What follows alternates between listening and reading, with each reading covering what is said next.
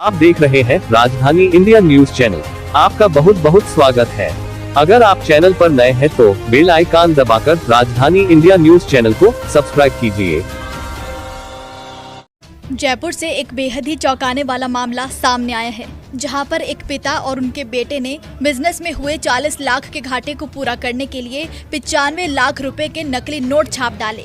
जी सही सुना आपने। चलिए आपको बताते हैं कि आखिर पिता और बेटे का नकली नोट छापने का ये सिलसिला आखिर कहां से शुरू हुआ। दरअसल जयपुर के छोटवाड़ा में रहने वाले सुरेंद्र सिंह नगीनों पर पॉलिश का काम करते थे। पड़ोसियों से विवाद के कारण सुरेंद्र ने नगीनों का काम बंद कर दिया था। सुरेंद्र सिंह ने अपने 12वीं पास बेटे शिवम के साथ मिलकर ट्रांसफार्मर के पार्ट्स बनाने की फैक्ट्री लगा ली।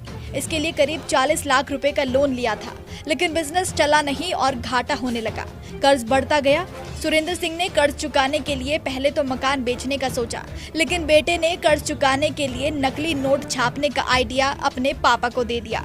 जिसके बाद शिवम ने YouTube पर नकली नोट बनाने और छापने के 50 वीडियो देखे और सुरेंद्र सिंह ने इस काम को अंजाम देने के लिए अपने एक साथी प्रेमचंद को भी शामिल कर लिया। जिसके बाद सबने मिलकर खूब नकली नोट छापे। आपको जानकर हैरानी होगी कि नकली नोट छापने के इस प्लान को पूरा करने के लिए बाप बेटे और प्रेमचंद ने झोटवाड़ा से करीब 15,000 रुपए में एक कलर प्रिंटर खरीदा। नोट छापने के लिए कड़क पेपर के 10 बंडल भी खरीद लाए और उन्होंने घर के नजदीक ही खाली पड़े अपने प्लॉट में प्रिंटिंग का सेटअप तैयार किया, जिससे शिवम ने मात्र 500 रुपए के 8 नोटों से ही 95 लाख रुपए बना लिए। अब सवाल आता है कि आखिर उन्होंने नकली नोट बाजार में निकाले कैसे। दरअसल सुरेंद्र, शिवम और प्रेमचंद ने अब नोट मार्केट में खपाने के लिए एक प्लान बनाया। पहले तो सामान्य बाजार में ही थोड़े थोड़े कर नोट खपाने की साजिश थी। इसके लिए पिता पुत्र ने ट्रायल किया और करीब 3-4 नकली नोट खपाने में कामयाब रहे। लेकिन इतने नोट एक साथ चलने में लंबा वक्त और पकड़े जाने का रिस्क ज्यादा था। फिर नकली नोट से प्रॉपर्टी खरीदने का प्लान बनाया।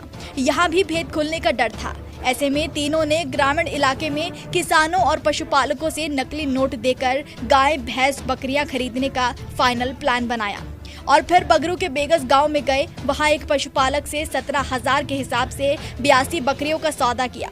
बकरियां भरने के लिए नाबालिग लड़के और शिवम ने मिलकर पहले विश्वकर्मा इलाके से ट्रक लूटा।